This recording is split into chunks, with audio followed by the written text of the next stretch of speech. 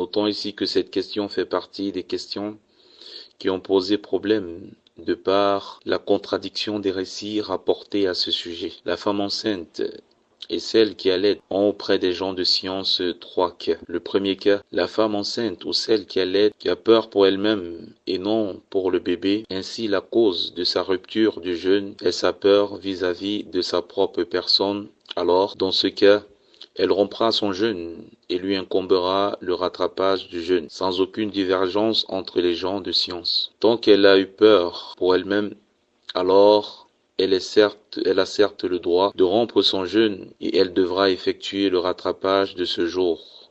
Et ceci selon le consensus des savants. Il n'y a pas de divergence à ce sujet. Pourquoi? Parce que elle rattrape son jeûne. Et ils disent parce qu'elle est considérée comme malade. Traduit avec une traduction approximative. Pendant un nombre déterminé de jours, quiconque d'entre vous est malade ou en voyage devra jeûner un nombre égal d'autres jours. Tant qu'elle a peur pour elle-même, alors ceci est considéré comme une sorte de maladie.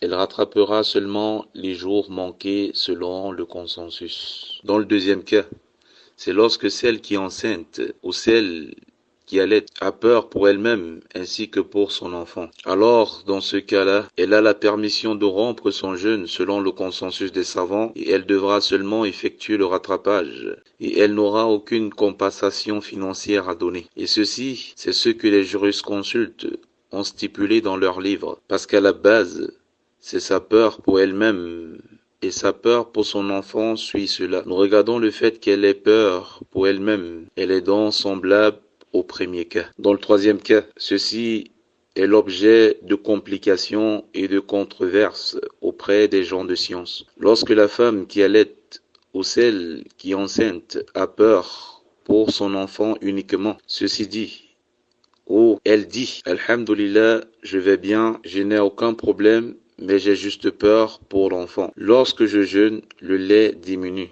J'ai donc peur pour mon enfant qu'il souffre d'un mal à cause de cela. De même que la femme enceinte pour son fœtus. C'est sur cette question que les savants du consensus ont divergé. Ils ont dit, elle a la permission de rompre son jeûne sans divergence. Mais ce qui lui incombera par la suite, c'est donc à ce sujet qu'ils ont divergé. Les Hanafites, l'école de jurisprudence de l'imam Abu Hanifa, ont été d'avis que seul le rattrapage lui est imposé.